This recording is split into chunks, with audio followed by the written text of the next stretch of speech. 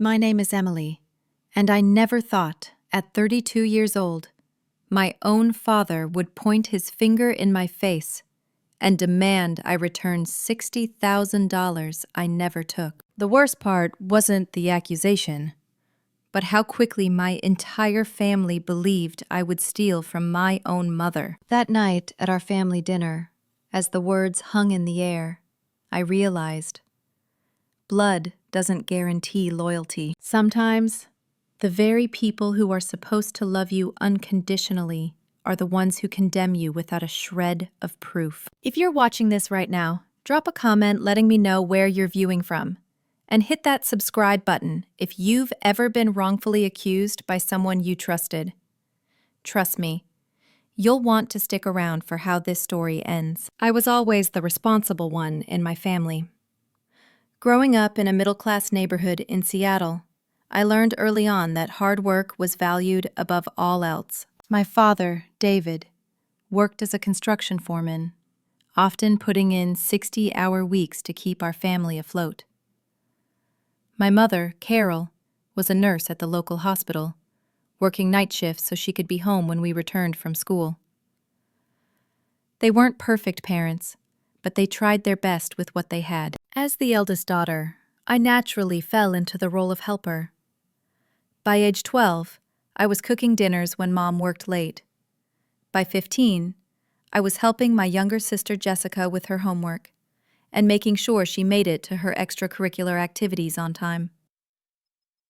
Looking back, I can see how this dynamic shaped our family roles early on. Jessica was 3 years younger than me, and from the beginning, we couldn't have been more different. Where I was practical and studious, Jessica was social and spontaneous. She had a natural charm that drew people to her. While I was more reserved, I noticed early on how my parents, especially my father, seemed to light up around her in a way they never did with me. It wasn't that they didn't love me, but their love for Jessica always seemed more unconditional, more freely given. Despite our differences, Jessica and I were close as children. We shared a bedroom until I was 16, whispering secrets late into the night and making plans for our futures. She talked about becoming famous while I dreamed of financial security, something I'd noticed our parents struggling with throughout our childhood. Money was always tight in our household. I remember the hushed arguments behind closed doors, the pile of bills on the kitchen counter, and the way my mother would stretch a pound of ground beef to last 3 meals. When I was 14, I got my first job bagging groceries at the local supermarket. Every paycheck, I saved half and gave the other half to my parents, insisting they use it for bills.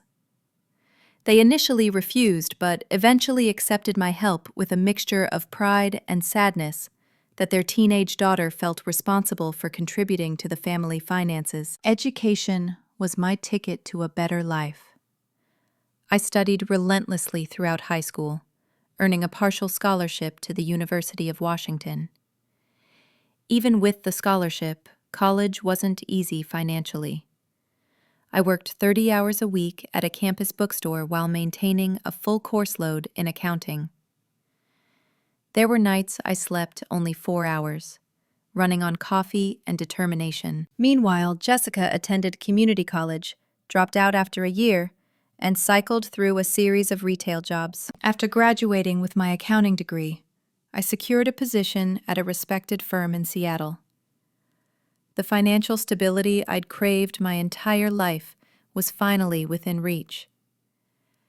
I moved into my own apartment, started building my savings, and even began helping my parents with larger expenses. When their roof needed replacing 3 years ago, I covered half the cost. When Dad's truck broke down, I helped pay for the repairs. It wasn't that I felt obligated exactly, but I wanted to ease their burden after all they'd sacrificed for us. 2 years ago, my mother began experiencing health issues. What started as occasional forgetfulness progressed to concerning memory lapses. The doctors ran tests but couldn't provide a definitive diagnosis beyond mild cognitive impairment. During this time, I stepped in to help manage her finances. I set up automatic bill payments, organized her banking information, and checked her accounts regularly to ensure everything was in order. My father was grateful for the help, as numbers had never been his strong suit. Through all of this, I maintained my reputation as the reliable daughter, the one who could be counted on in a crisis. I took pride in this role, never imagining it would be used against me in the worst possible way. The night everything fell apart started like any other family dinner. It was a Sunday in April, and I'd arrived at my parents' house with a homemade apple pie, my mother's favorite. Dad was grilling chicken in the backyard, Mom was setting the table, and Jessica was lounging on the couch, scrolling through her phone. Everything seemed normal, peaceful even. Dinner began pleasantly enough. We talked about the unusually warm spring weather, Dad's upcoming fishing trip with his buddies, and my recent promotion at work. Mom seemed especially clear-headed that evening, laughing at Dad's corny jokes and asking thoughtful questions about my job. Jessica was quieter than usual, but I didn't think much of it at the time. It wasn't until dessert that the atmosphere shifted. Dad cleared his throat in that deliberate way that always signaled he had something serious to discuss. My first thought was that maybe Mom's condition had worsened, and my stomach knotted with anticipation. "Emily," he began, his voice. I set down my fork, confused. The look he gave me was cold, unlike anything I'd ever seen directed at me before. "Don't play dumb. We know what you've been doing." "Dad, I honestly don't know what you're talking about." He pushed back from the table so forcefully that the water glasses rattled. $60,000, Emily. $60,000 is missing from your mother's account over the last 6 months. The accusation hit me like a physical blow. What? That's impossible. I help Mom balance her checkbook every month. There's no way that much money is missing. Mom, who had been silent until now, began to cry softly. "I trusted you with my finances, Emily. How could you do this to me?" "Do what, Mom?" "I didn't take any money from you. I would never do that." I looked frantically between my parents, trying to make sense of what was happening. Dad slammed his hand on the table. "We have the bank statements right here." He pulled a folder from beside his chair and threw it across the table. Papers spilled out, showing withdrawal slips and account summaries. "Monthly withdrawals, all after you started helping with her accounts." With shaking hands, I examined the papers. There were indeed records of large cash withdrawals, ranging from $8,000 to $12,000 each month. But I hadn't made these transactions. I looked up, desperate to convey my innocence. "I didn't make these withdrawals." "This isn't my signature, Dad. Someone else must have access to Mom's account." "Your name is on her account as a co-signer," he countered. "No one else could have taken this money except you or your mother, and she certainly didn't withdraw it." Jessica, who had been watching the exchange with an odd expression, finally spoke up. "You've been acting weird lately, Emily. Canceling plans, being secretive about your personal life. And suddenly you got that new car." "My new car? I've been saving for that car for 3 years, and I've been busy with work because of my promotion. That has nothing to do with this." "The timing is suspicious," Jessica pressed. "Mom's money starts disappearing and suddenly you're upgrading your lifestyle." I couldn't believe what I was hearing. My own sister was piling on accusations without a shred of evidence beyond circumstantial timing. "I can prove where every dollar for my car came from. I have bank statements, loan documents, everything." My father's face had turned an alarming shade of red. "Return the $60,000 or don't come home again, Emily. It's that simple." "Dad, please," I begged, tears forming in my eyes. I didn't take Mom's money. Why won't you believe me? Because the evidence is right here. He jabbed a finger at the bank statements. You took advantage of your mother's condition to steal from her. What kind of daughter does that? You took Mom's money, Jessica added, her voice dripping with self-righteousness. We all know it. I looked at my mother, hoping to find some doubt in her eyes, some willingness to consider that I might be innocent. Instead, I saw only hurt and betrayal. I want my money back, she whispered. I was saving that for my medical care. The realization that my entire family had already convicted me without a trial was devastating. I stood up, my legs unsteady beneath me. I didn't take your money, Mom. I would never steal from you, but I'm going to find out who did. Don't bother coming back without the money, my father called after me as I gathered my purse and keys. You're no daughter of mine until you make this right. I walked out of my childhood home that night, feeling like I'd entered an alternate reality. How could my family, the people who had known me my entire life, believe I would steal from them? And more importantly, if I didn't take the money, then who did? The drive home from my parents' house that night was a blur. Tears obscured my vision as I navigated the familiar streets on autopilot, my mind racing with confusion and hurt. By the time I reached my apartment, my shock had begun to crystallize into determination. I knew I was innocent, and I was going to prove it. Sleep was impossible.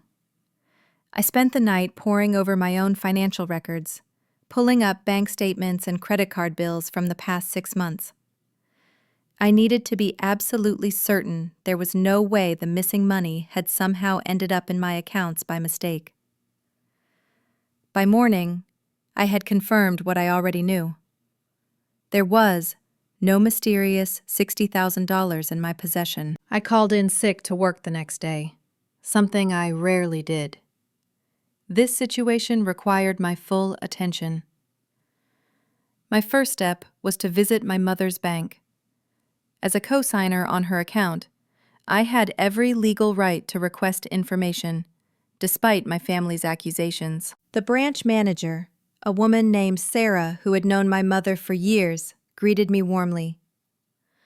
Her friendly demeanor faltered when I explained the situation. I need to see all withdrawal records for the past 6 months on my mother's account, I told her. I'm still a legal co-signer, regardless of what's happening in our family. Sarah hesitated. This is unusual, but yes, you do have the right to access these records. She typed something into her computer. I can print out the transaction history and copies of the withdrawal slips. 20 minutes later, I sat in a private consultation room with a stack of papers before me. The evidence was even more damning than I'd realized. There had been 10 separate withdrawals over 6 months, all for large round amounts. $10,000 here, $12,000 there. Each withdrawal slip bore a signature that resembled my mother's, but something was off. I pulled out my phone and found a picture of a birthday card my mother had sent me last year. Comparing her authentic signature to those on the withdrawal slips, I could see subtle differences. The loop on the C in Carol was tighter on the real signature. The slant of her writing was more pronounced. Someone had forged her signature and done a decent but imperfect job of it. But who? The obvious answer was uncomfortable to consider. As a co-signer, I was one of only 2 people who could legally withdraw money from the account without triggering fraud alerts. The other was my mother herself, who I was certain hadn't made these withdrawals, given her reaction at dinner. There was a third possibility, though. If someone had access to my mother's ID and knew enough personal information to satisfy a teller's cursory verification, they might have been able to impersonate her. And there was only one person besides me who would have such intimate knowledge of my mother's personal information. Jessica. The thought made me sick to my stomach. Could my own sister be stealing from our mother and letting me take the blame? It seemed both unthinkable and, given her behavior at dinner, disturbingly possible. I needed more information. Sarah, I called, returning to the manager's desk. Is there any way to know which teller processed these withdrawals, or if there's surveillance footage of the transactions? Sarah frowned. The teller information is on each slip. As for footage, the bank only keeps it for 90 days for security purposes. This meant I could potentially access footage for the most recent withdrawals, but not the earlier ones. It was a start. I'd like to request the available footage for these dates, I said, pointing to the 3 most recent withdrawal slips. I believe someone is impersonating either me or my mother. This is becoming a serious matter, Sarah said. If you're alleging fraud, we should involve our security team. Not yet, I replied quickly. I need to gather more evidence first. This is a family matter, and I want to handle it carefully. Sarah reluctantly agreed to my request, promising to have the security team pull the available footage and contact me when it was ready. My next step was to call my friend Sophia, who worked as a financial crimes analyst at a different bank. We met for coffee that afternoon, and I laid out the entire situation. This is definitely identity theft, Sophia said after examining copies of the withdrawal slips I'd obtained. The question is, who's doing it? I think it might be my sister, I admitted, the words painful to say aloud. But I need more evidence before I make that accusation to my parents. They already don't believe me. Sophia nodded sympathetically. Follow the money. Whoever took $60,000 either spent it on something significant or deposited it somewhere. Look for changes in your sister's lifestyle, major purchases, new accounts. It was solid advice. I spent the next few days discreetly investigating Jessica's recent activities. Through social media, I noticed she'd posted photos of a new designer purse, expensive restaurant meals, and a weekend trip to Vegas 2 months ago that I hadn't heard about. None of these things were smoking guns on their own, but collectively, they suggested a level of spending that didn't align with her job as a retail manager. I also remembered something odd. 6 months ago, around when the withdrawals began, Jessica had introduced the family to her new boyfriend, Mark. I'd only met him twice, finding him charming but somewhat evasive about his work and background. Could he be involved somehow? A quick internet search revealed that Mark had a LinkedIn profile listing him as a financial consultant, but with no specific company mentioned. His Facebook page showed similar luxury spending to Jessica's: expensive watches, high-end restaurants, a new motorcycle. I needed to dig deeper into this connection. Using a mutual friend as an excuse, I invited Jessica to lunch, hoping to gather more information without revealing my suspicions. She accepted surprisingly quickly, perhaps seeing an opportunity to continue portraying me as the villain in the family drama.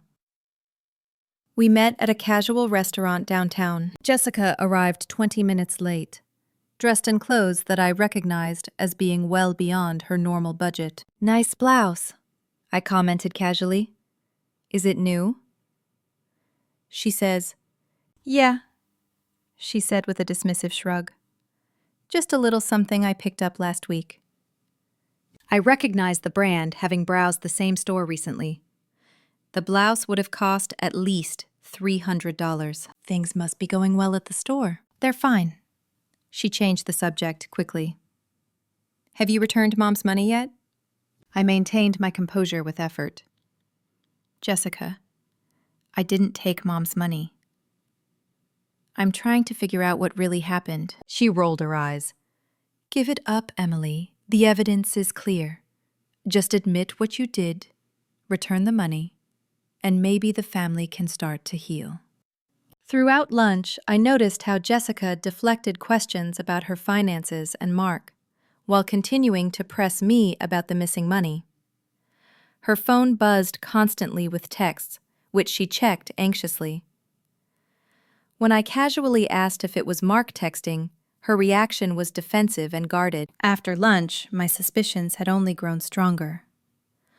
On an impulse, I drove past Jessica's apartment building.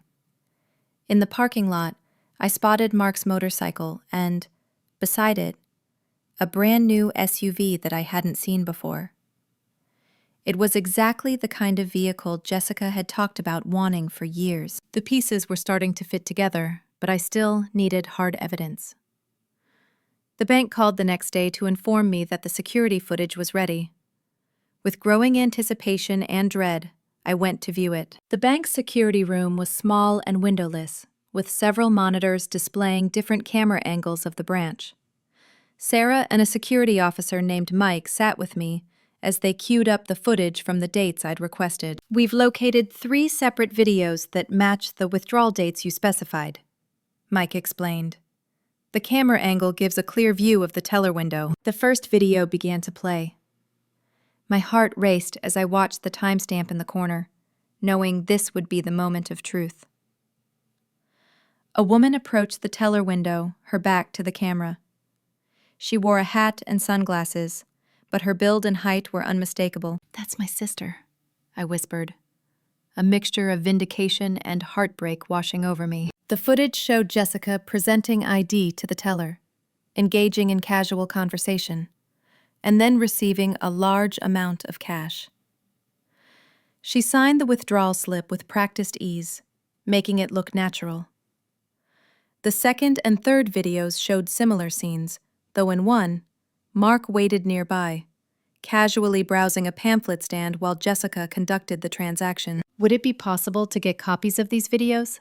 I asked. Mike nodded. "We can provide them since you're a cosigner on the account.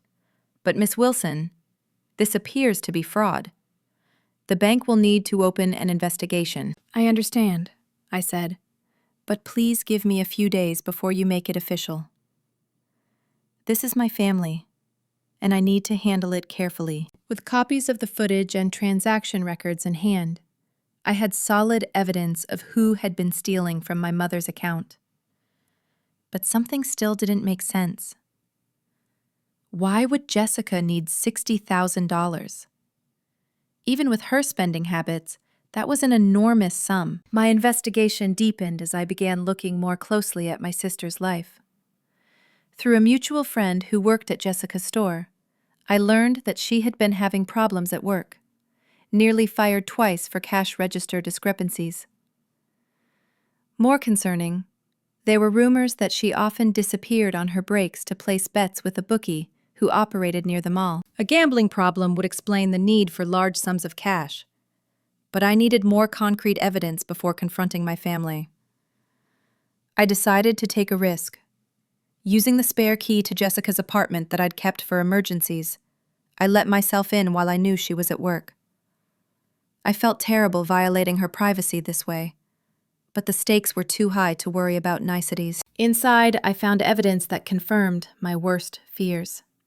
Hidden in her desk drawer were multiple overdue notices from credit card companies, a letter from a payday loan company threatening collections, and most damning of all, handwritten IOUs to someone named Vince, totaling over $30,000. There were also brochures for casinos in Las Vegas and receipts from online gambling sites.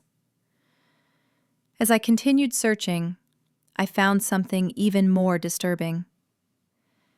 In Jessica's nightstand was a small notebook containing what appeared to be practice versions of our mother's signature.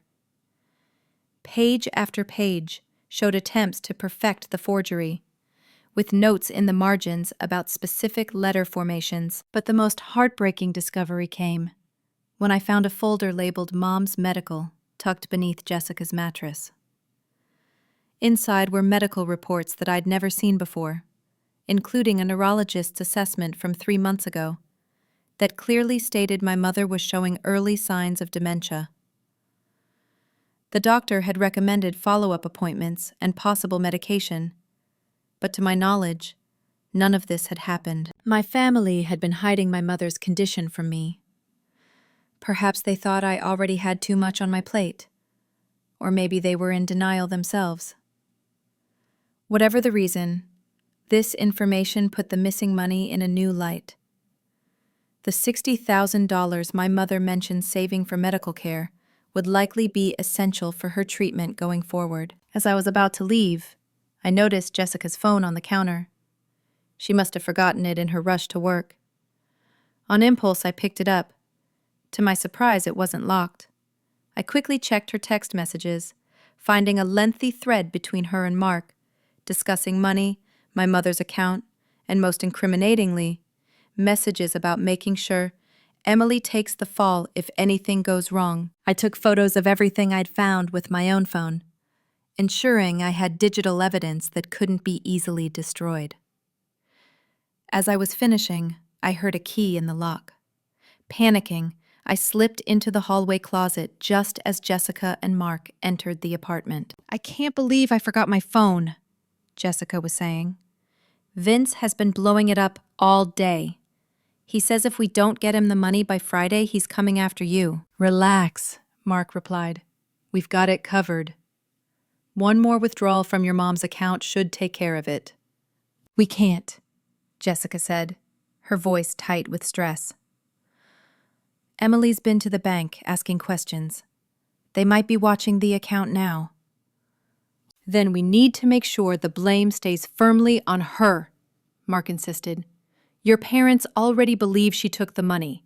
We just need to keep it that way until we can figure out how to pay Vince." "And what about Mom's treatments?" Jessica asked, a rare note of guilt in her voice. "Your dad's got that construction company pension," Mark said dismissively. "They'll manage. Right now, we need to worry about ourselves." I remained frozen in the closet, hardly daring to breathe as they retrieved Jessica's phone and left.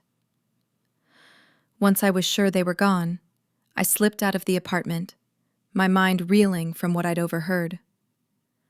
The truth was now painfully clear. My sister and her boyfriend had stolen $60,000 from our mother, money intended for her medical care, to pay gambling debts, and they had deliberately set me up to take the blame.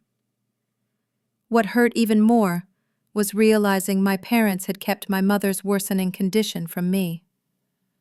Despite all I'd done to help them over the years, they still didn't trust me with the truth about her health. I drove home in a daze, overwhelmed by the layers of betrayal. My family was in deeper trouble than I'd imagined, and fixing it would require more than just exposing Jessica's theft. I needed to decide not only how to clear my name, but whether this family was worth saving at all. Armed with evidence and a growing sense of resolve, I decided to approach my parents directly. Perhaps seeing proof of Jessica's deception would open their eyes to the truth.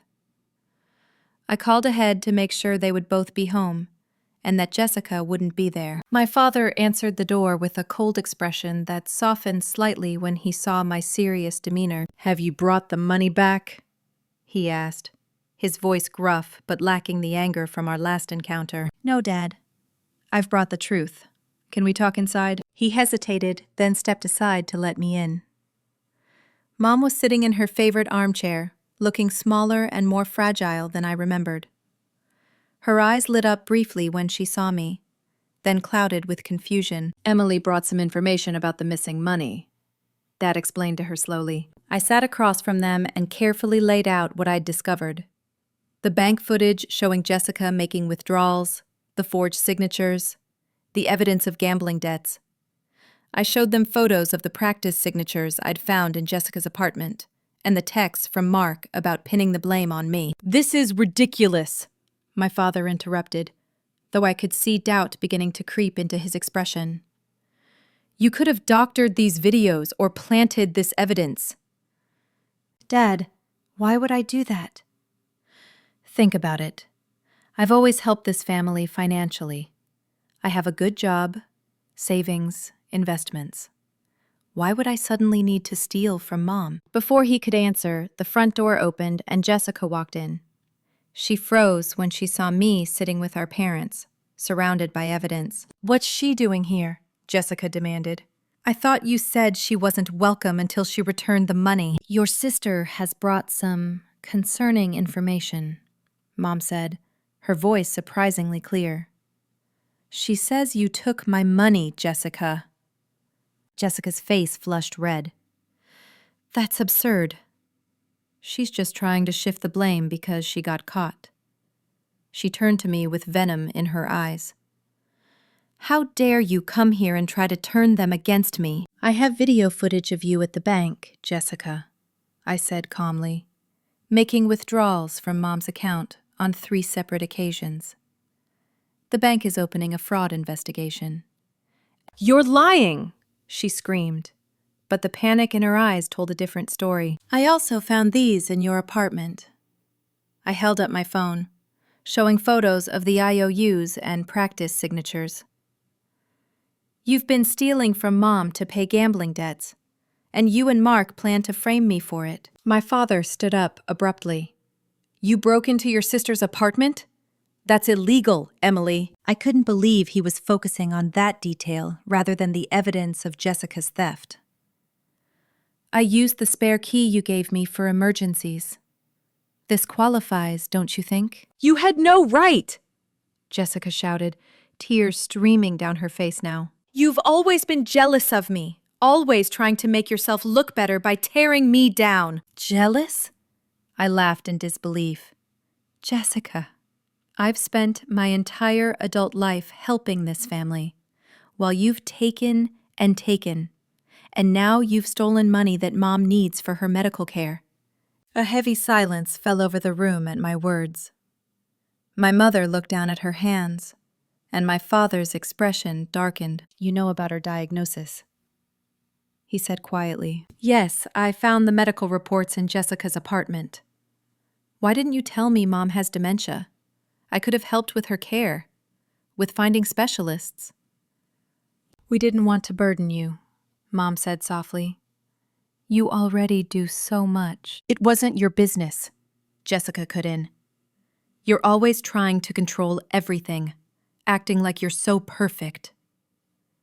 "Maybe I did take some money, but it was because I needed help and knew you'd just judge me for it." Her partial admission hung in the air. My father looked between us, clearly struggling to process everything. "How much did you take, Jessica?" he finally asked, his voice dangerously quiet. "It doesn't matter," she deflected. "What matters is Emily breaking into my home and invading my privacy." $60,000, I exploded. She took $60,000 from Mom's account to pay gambling debts, money that was supposed to be for Mom's treatment. And instead of admitting it, she let you believe I stole it.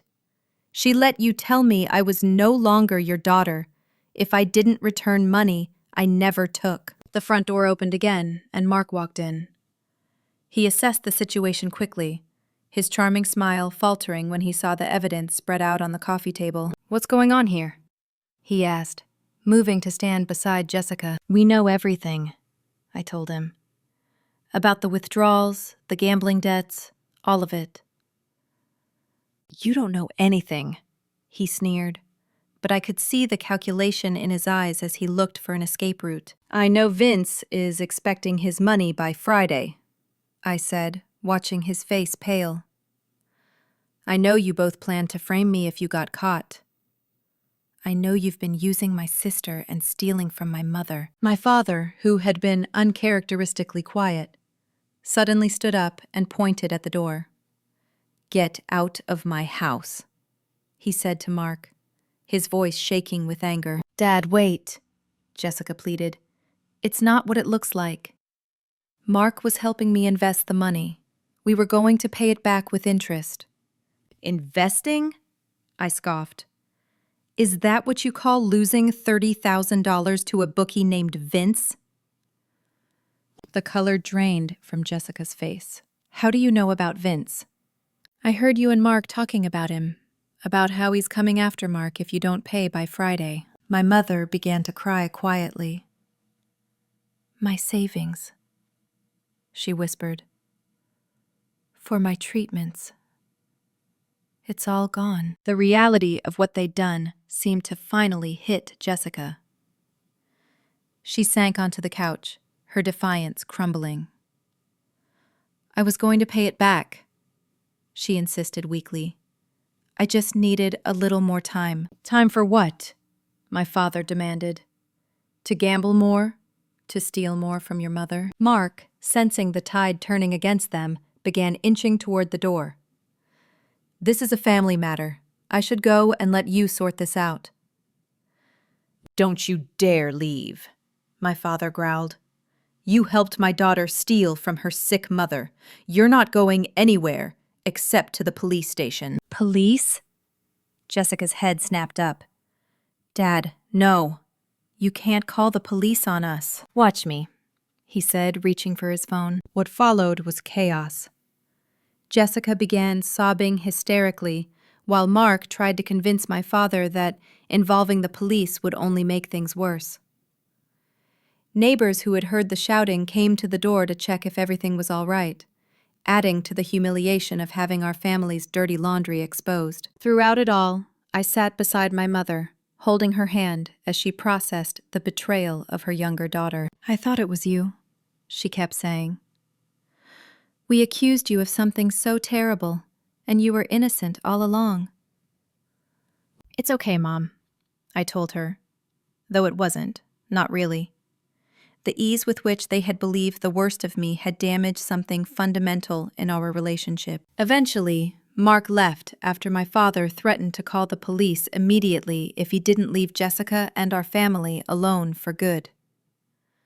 Jessica retreated to her old bedroom, still sobbing about how unfair everything was and how she was the real victim. Left alone with my parents, I faced the uncomfortable aftermath of vindication. I need you both to understand something, I said quietly.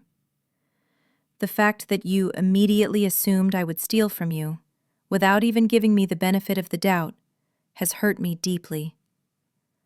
I don't know if our relationship can ever be the same. We made a terrible mistake, my father admitted, looking suddenly old and defeated. I don't expect you to forgive us right away, or maybe ever, but I hope you'll give us a chance to make it right. I wasn't ready to offer forgiveness. Not yet. Right now, we need to focus on Mom's care and figuring out what to do about the stolen money. The rest will have to wait. As I left that night, I felt hollow rather than triumphant. I had cleared my name, but at what cost? My sister might face criminal charges. My mother's condition was worse than I'd known, and the trust within our family was shattered. The question now was whether anything could be salvaged from the wreckage. In the week following the confrontation, I threw myself into gathering conclusive evidence. The bank's fraud department had officially opened an investigation, providing me with copies of all transaction records and teller slips with the forged signatures. The surveillance footage clearly showed Jessica making the withdrawals, sometimes alone, and sometimes with Mark hovering nearby. I consulted with a lawyer friend, Olivia, about potential legal actions. Your sister committed identity theft and bank fraud, she explained during our meeting. These are serious crimes with potential jail time. And if I decide not to press charges? I asked, still conflicted about sending my own sister to jail despite everything she'd done. That would be up to you and your mother, since she's the primary victim. But remember, your sister stole $60,000 that was meant for your mother's medical care. That money needs to be recovered somehow. The theft had placed my family in a precarious financial position. My father had contacted me privately, admitting that their savings were nearly depleted after paying for my mother's initial medical assessments. The $60,000 had represented the bulk of their retirement nest egg, set aside specifically for my mother's future care needs. We were counting on that money to get your mother into a memory care facility when the time comes. he confessed, his voice heavy with worry. Without it, I don't know what we'll do. I promised to help them figure something out, regardless of what happened with Jessica. Family obligations ran deep despite recent events. Meanwhile, Jessica had been alternating between tearful apologies and defensive accusations. She called me repeatedly, sometimes begging for forgiveness, and other times blaming me for ruining her life by exposing her theft. "You could have just talked to me privately," she argued during one call. "Like you did to me," I countered. "You let them believe I stole from Mom. You let Dad tell me he disowned me if I didn't return money I never took." "I was desperate," Vince was threatening Mark. "I didn't know what else to do." "You could have asked for help, Jessica. You could have told the truth." "Would you have helped me pay gambling debts?" she asked bitterly. The question gave me pause. Would I have?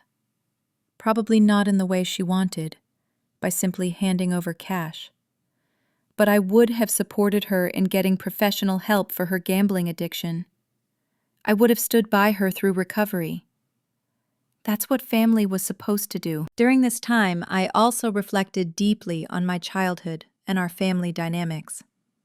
Looking back with adult eyes, I recognized patterns I'd been too close to see before. The way my father had always favored Jessica, excusing her mistakes while holding me to higher standards.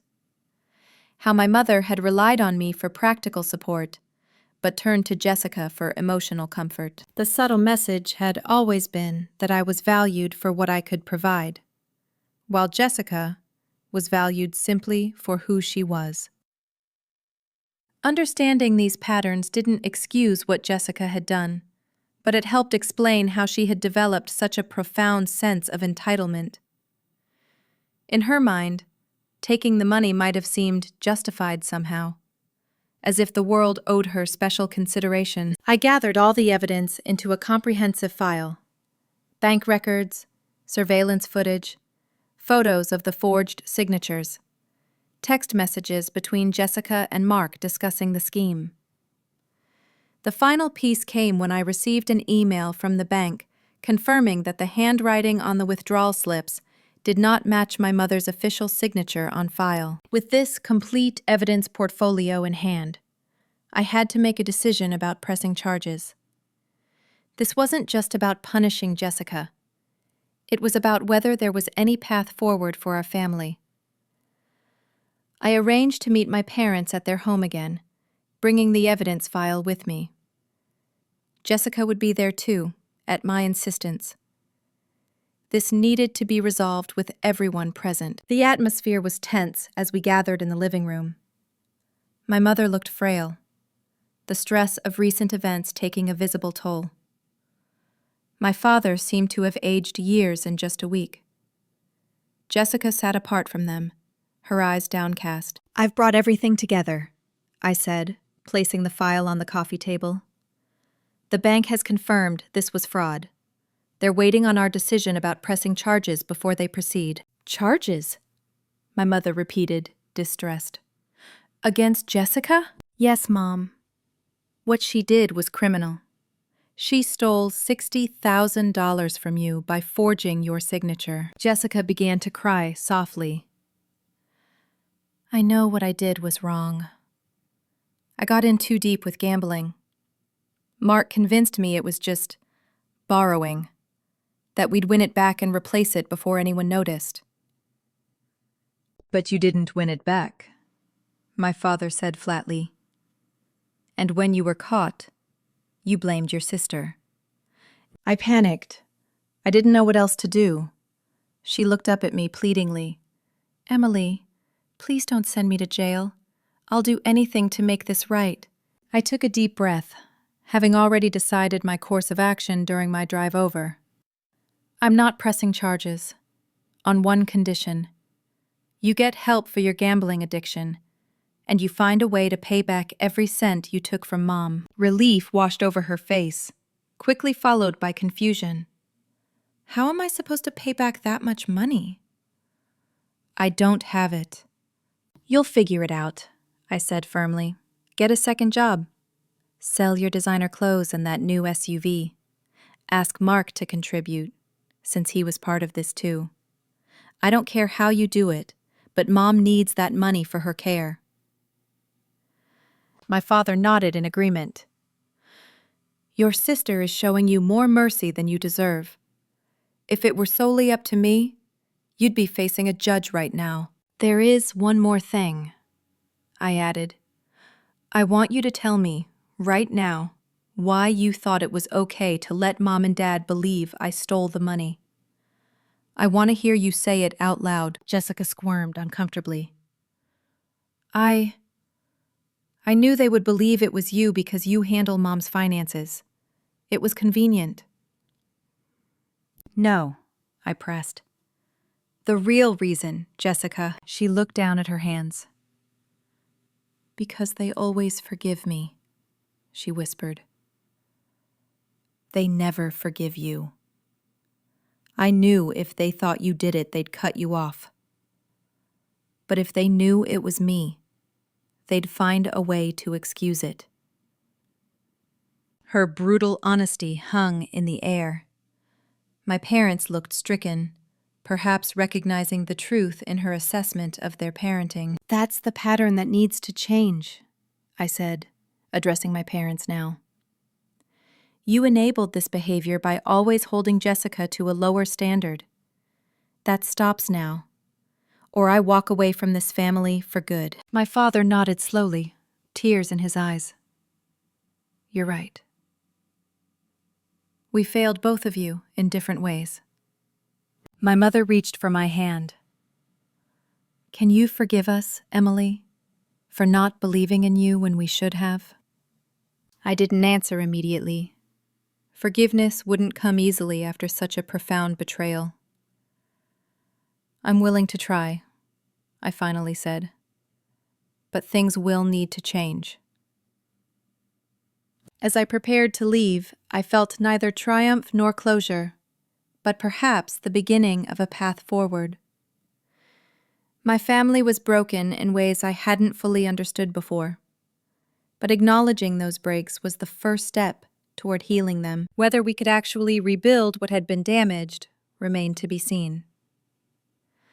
But I had given my family exactly what they had asked for, a reason to mean their ultimatum about not coming home. The choice now was whether they would continue down that path or find a new way forward together. 1 month after the confrontation, I returned to my parents' house for what I knew would be the most important meeting of our lives. In my car was a portfolio containing every piece of evidence I had gathered. Bank surveillance footage, transaction records, and most damning of all, the teller slips with Jessica's forged signatures. I had barely spoken to my family during this time, needing space to process everything. My mother had called several times, her voice increasingly clear as she adapted to new medication for her condition. My father had left a few gruff but apologetic voicemails. Jessica had alternated between angry texts and tearful pleas for forgiveness. Today would determine whether any kind of relationship with my family was possible going forward. When I arrived, they were all seated in the living room as if awaiting judgment. My father looked older, the lines around his eyes deeper than I remembered. My mother smiled tentatively when I entered. Jessica sat apart from them, her usual confidence replaced by a hunched posture and nervous energy. "Thank you for coming," my father began awkwardly. "We weren't sure you would." "I almost didn't," I admitted, setting my portfolio on the coffee table. "But we need to finish this one way or another." I opened the portfolio and began methodically laying out the evidence I had gathered. The bank statements showing the pattern of withdrawals. The surveillance footage stills showing Jessica at the teller window. And finally, the teller slips with the forged signatures. I placed them on the counter slowly, watching as my family confronted the irrefutable evidence of betrayal. "The bank has completed its investigation," I said. "They've confirmed this was fraud. Jessica forged Mom's signature and stole $60,000. My father looked at the evidence, his jaw tight. What happens now? Will they press charges? That depends on us, I explained. Specifically on Mom, since it's her account.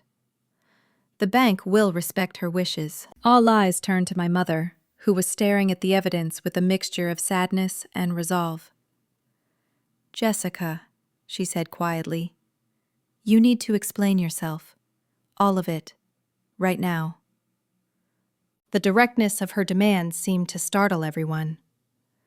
My mother had always been the peacemaker, the one who smoothed things over rather than demanding accountability. Jessica's composure finally broke completely. I started gambling about 2 years ago, she confessed, tears streaming down her face. Just small bets at first, on sports games, with Mark. But I kept losing, and the bets got bigger. I took out payday loans, maxed out credit cards. When that wasn't enough, I borrowed from a guy named Vince, who Mark knew. And my account? My mother prompted. 6 months ago, Vince started threatening us. I was desperate. I knew you had savings, and I thought I could just borrow some, win it back, and replace it before anyone noticed. She wiped at her tears. Mark helped me practice your signature. I only meant to take a little, but the debts kept growing, and I kept losing. And blaming Emily? My father pressed. How do you explain that? Jessica couldn't meet his eyes. When you found out about the missing money, I panicked. Mark suggested that since Emily helped with the finances, we could let her take the blame until we figured something out. I knew it was wrong, but I was so scared of what Vince would do. The room fell silent as her confession hung in the air. I had expected to feel vindicated, hearing her admit everything. But instead, I just felt tired.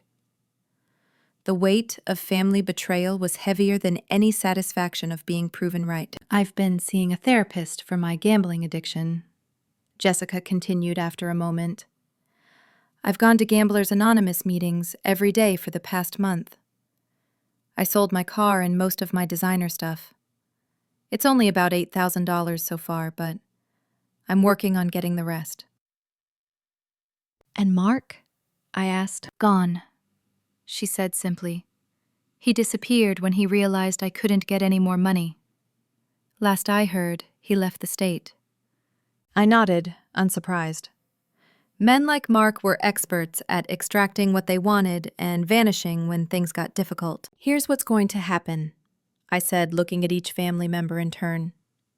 Mom, I've set up an appointment with a financial advisor who specializes in elder care. We need to make sure your remaining assets are protected and properly managed for your future needs. My mother nodded gratefully. Dad, I'm adding you to Mom's new account, but with limited access. All major withdrawals will require dual authorization from now on. He accepted this with a humble nod, understanding it was a necessary precaution. Jessica, I continued, turning to my sister, you will continue treatment for your gambling addiction. You will get a second job if necessary to pay back every cent you took. And you will write a formal confession for the bank, taking full responsibility. What about the police? She asked fearfully. I exchanged a look with my mother, who gave a small nod of agreement. We won't press charges on the condition that you follow through with everything we've discussed. If you relapse or stop making payments, that decision will be reconsidered. Relief washed over her face, followed quickly by shame. I don't deserve your mercy. No, you don't, I agreed.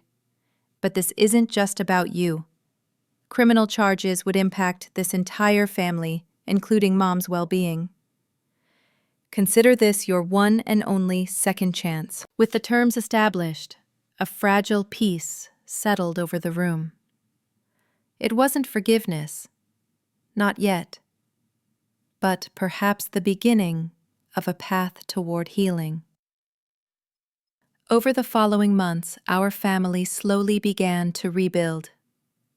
Jessica stayed committed to her recovery, working 2 jobs to make monthly payments toward the stolen money. My parents attended family therapy sessions, confronting the patterns that had contributed to our dysfunction. My mother's medication helped stabilize her condition, giving us precious time to strengthen our relationships before her illness progressed further. As for me, I maintained a careful distance while remaining involved in my mother's care. Trust, once broken, couldn't be instantly restored, but I found that helping my family navigate this crisis had given me a new perspective on my own worth. I was more than the reliable daughter, the financial provider, the responsible one. I was a woman who stood up for the truth, who refused to accept blame for something I hadn't done, who demanded respect rather than settling for less. 6 months after that final confrontation, my mother called to invite me to Sunday dinner. "Just us this time," she assured me. "Your father and I want to talk to you." I accepted cautiously, unsure what to expect. When I arrived, the house smelled of pot roast, my favorite childhood meal. My parents welcomed me with a warmth that felt genuine rather than performative. After dinner, my father cleared his throat. "We've been doing a lot of thinking and a lot of talking in therapy," he began, "about how we failed you. Not just during this incident with Jessica, but throughout your life." My mother took over. "We put so much pressure on you to be the responsible one, the helper. We took your support for granted while making excuses for your sister. It wasn't fair, and we're deeply sorry. We're proud of you, Emily," my father added, his voice thick with emotion. "Not just for what you do for this family, but for who you are, for your integrity, for standing up for yourself when we should have stood up for you." Their words touched something deep within me, a wound I hadn't realized was still so raw. For the first time since this ordeal began, I allowed myself to cry in front of them. I needed to hear that, I admitted. For so long, I felt like my value to this family was tied to what I could provide, not who I am. "That's on us," my mother said, taking my hand. "And we want to change that, if you'll give us the chance." It wasn't an instant fix. True reconciliation would take time, consistent effort, and fundamental changes in how we related to each other. But sitting there with my parents, I felt something I hadn't expected to feel again. Hope for our family's future. Jessica and I were working on our relationship separately with the help of a family therapist. It was a slower process, the betrayal having cut deeper, but we were making progress, one difficult conversation at a time. When my father had issued that ultimatum months ago, demanding I return money I hadn't taken or never come home again, I could never have imagined where it would lead. By refusing to accept false blame, by investigating the truth, and by standing firm in my innocence, I had forced a reckoning that our family desperately needed. Sometimes, families break before they can heal properly. Sometimes, the most loving thing you can do is refuse to participate in comfortable lies. And sometimes, standing in your truth is the only way to build relationships worth having. What would you have done in my situation? Would you have fought to clear your name? Or might you have walked away from a family that was so quick to believe the worst about you? Have you ever had to stand up to loved ones who wrongly accused you? Leave your thoughts in the comments below. And if this story resonated with you, please like, subscribe, and share it with someone who might need to hear it. Thank you for listening to my journey. And remember, that your worth isn't determined by how others treat you, but by the integrity with which you live your life.